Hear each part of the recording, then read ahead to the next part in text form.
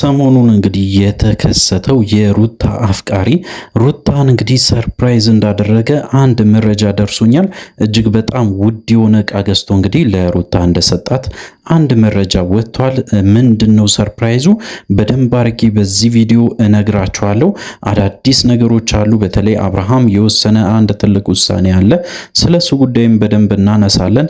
አዳዲስ ነገሮች ተፈጥሯል። እንግዲህ ለዚህ ቻናል አዲስ ከሆናችሁ ከወዲሁ ሰብስክራይብ ማድረግ እንዳይረሳ።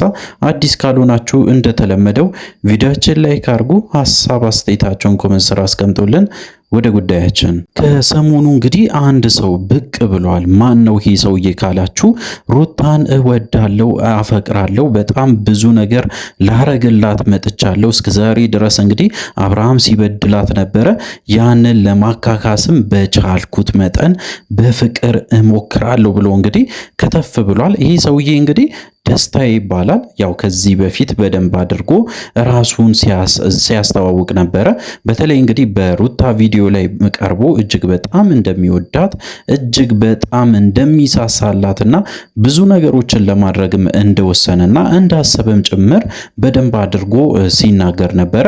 በዛሬ ዕለት እንግዲህ በጣም በሚገርም ሁኔታ ሩታን ሰርፕራይዝ አድርጓታል። ሩታን ሰርፕራይዝ ያደረገው እንግዲህ እጅግ በጣም ውድ የሆነ ስጦታ ገዝቶ ነው። እጅግ በጣም በሚያሳዝን ሁኔታ አብርሃም ደግሞ ሌላ ታሪክ ውስጥ ገብቷል።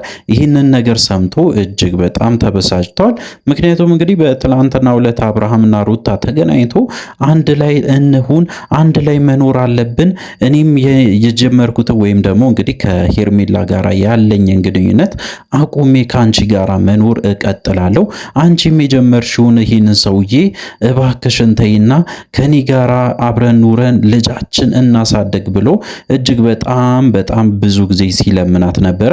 በዚህ ልመናው ላይም እንግዲህ ያው አቡሽና በተለይ አቤልም ተገኝቶ ነበሩ። እጅግ በጣም በሚገርም ሁኔታ አቤል በቦታው እንኳን ትክክለኛ ሰው ባይሆንም ባይገኝም ወይም ደግሞ መገኘት ባይኖርም ያው ተገኝቶ እንግዲህ በጣም ብዙ ነገሮችን ሲፈጥሩ ነበረ። በዛን ሰዓት እንግዲህ ሩታ የራሷን ውሳኔ በደንብ አድርጋ ለአብርሃም እንግዲህ እንካ ጆሮ ሆነ ካሁን በኋላ ከአንተ ጋር ያለን ግንኙነት በቃ አብቅቷል፣ ስለዚህ ካሁን በኋላ እርሳኝ ብላ እንግዲህ በደንብ አድርጋ ስትናገር ነበረ።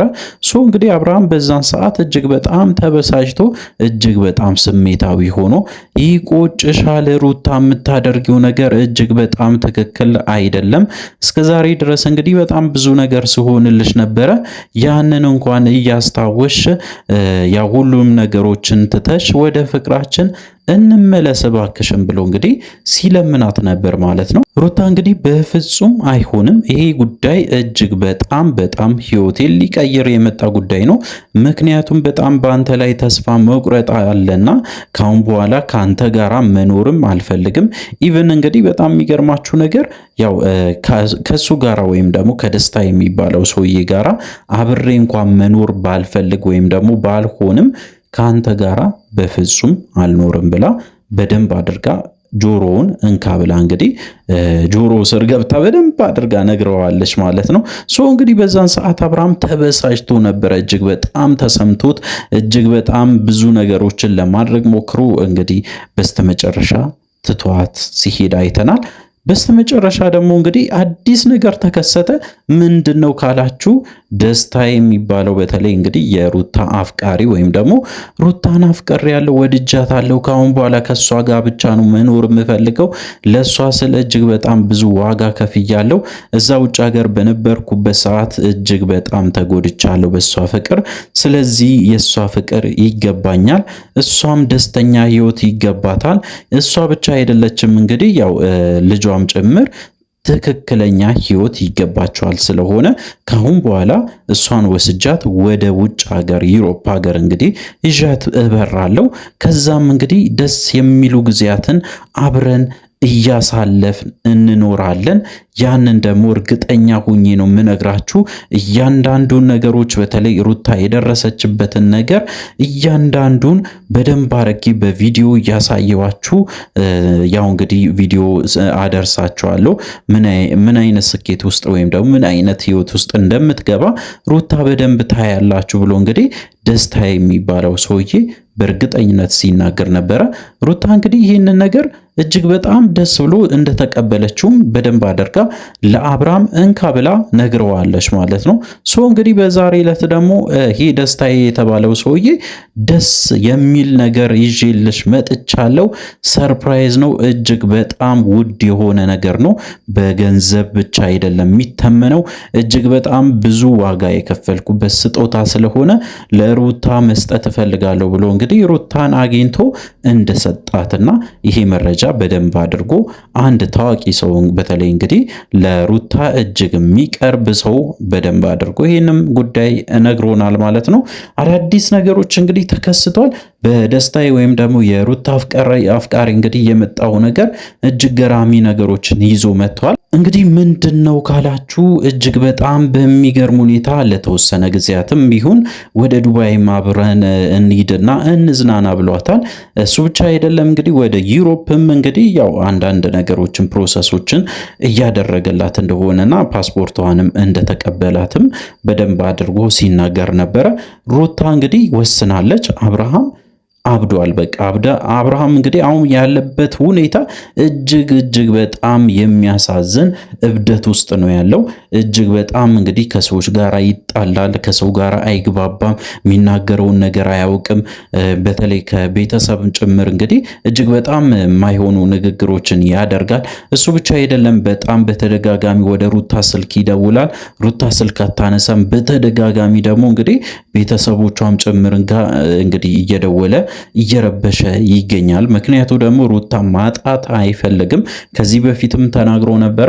ሩታን በጭራሽ ላጣት አልፈልግም፣ ሩታን የሚነካ ሰው እኔን እንደነካ ነው የምቆጥረው ብሎ እንግዲህ በደንብ ሲዝትም ሲያወራም ነበረ። እንግዲህ ሩታ ደግሞ የታዘበችው ነገር አብርሃም መቼም ቢሆን የሚቀየር አይነት ወንድ አይደለም። ምክንያቱም እንግዲህ ቅናት ነው እንደዚህ የሚያንጨረጭረው ብላ በደንብ አድርጋ ስትናገር ነበረ። እርግጠኛ የሆነችበት ምክንያት ደግሞ እንግዲህ በአንድ ቀን ውስጥ እንደዚህ አይነት ሐሳብ ይዞ መጥቶ ሄርሜላን እተዋለሁ፣ ካሁን በኋላ ከሄርሜላ ጋር ያለኝን ግንኙነት አቋርጣለሁ፣ አንቺም ከሰውየው ጋር ያለሽን ግንኙነት አቋርጪና ካሁን በኋላ እኔና አንቺ አብረን በደስታ እንኖራለን ብሎ ሲናገር እጅግ በጣም እንዳዘነችበትም በደንብ ተናግራ ነበረ። ምክንያቱም ደግሞ እንግዲህ እስከ ዛሬ ድረስ ይህንን ቃል አልተናገርክም፣ አሁን ከየት አምጥተህ ነው ለኔ የምትናገረው? እስከ ዛሬ ድረስ ሄርሜላን ተው ብዬ በጣም ብዙ ጊዜ ለምኜ ነበረ። መለመን ብቻ አይደለም እንግዲህ በጣም ብዙ ሰዎችን ያው እንዲለምኑ ወይም ደግሞ በተለይ ሄርሜላን እንድትተው በጣም ብዙ ጥረት ስናደርግ ነበረ። በዛን ሰዓት እንግዲህ በጭራሽ አንተ አሻፈረኝ ብለ ነገሮችን ቀለል አድርገ ትተ ነበረ። አሁን ላይ ምን ይፈጠር ነው የምትለው? የቅናት ያለ ነው እንጂ በጭራሽ ለኔ ስሜት ኖሮ አይደለም፣ ወይም ደግሞ እንግዲህ የኔን ደስታ ስለማትፈልግ ነው ብላ በግልጽ ስትናገረው ነበረ። እውነት ለመናገር እንግዲህ እኛም ያስተዋልነው አንድ ትልቅ ነገር አለ። ምንድነው ካላችሁ አብርሃም በቅናት ስሜት ውስጥ እንዳለ እንጂ በጭራሽ የይቅርታም ልብም እንደሌለው በዚህ ሰዓት በተለይ እንግዲህ አብርሃም ይቅርታ ፈልጎ ሳይሆን ቅናትም እንደዚህ ያንጨረጨረው ወይም ደግሞ እንግዲህ ያው ሩታ ወደ ሌላ ነገር ውስጥ እንዳትገባ ያንን ለመከላከል የፈጠረው ዘዴ ነው ብዬ ነው የማስበው። ምክንያቱም እንግዲህ ያው እሱም ከዚህ በፊት በደንብ አድርጎ ሲናገር ነበረ። እኔ እስካለው ድረስ ሩታ ከሌላ ሰው ጋራ በጭራሽ አትታይም፣ የራሷን ህይወት የሚባል ነገር የለም፣ እኔና ሩታ አብረን ነው መኖር ያለብን ብሎ በጣም በተደጋጋሚ ሲናገር ነበረ። በሌላ በኩል ደግሞ እንግዲህ ከሄርሜላ ጋራ መኖር እንደሚፈልግም በደንብ በግልጽ ሲናገር ስለነበረ አብርሃም በዚህ ሰዓት የሚያደርገው እያንዳንዱ ነገር የቅናት መንፈስ ነው እንጂ ለሩታ ምንም ነገር አስበው አይደለም ብለን እናስባለን። እንግዲህ አዳዲስ ነገሮች ይኖራሉ። ለዛሬ የነበረን ነገር እንግዲህ በተለይ አዲሱ ነገር ሩታን ሰርፕራይዝ እንደተደረገች ወይም ደግሞ የሩታ አፍቃሪ እንግዲህ ሩታን በደንብ አድርጎ ሰርፕራይዝ እንዳረገና እጅግ በጣም ውድ የሆነው ስጦታ እንደሰጣት የደረሰ መረጃ ያሳያል። አዳዲስ ነገሮች ሲኖሩ እንግዲህ ለእናንተ ለማድረስ ሞክራለሁ። ስለዚህ እንግዲህ ለዚህ ቻናል አዲስ ከሆናችሁ ከወዲሁ ሰብስክራይብ ማድረግ እንዳይረሳ። በቀጣይ ቪዲዮ እስከምንገናኝ ድረስ በያላችሁበት ጤናና ሰላም ይሆንላችሁ።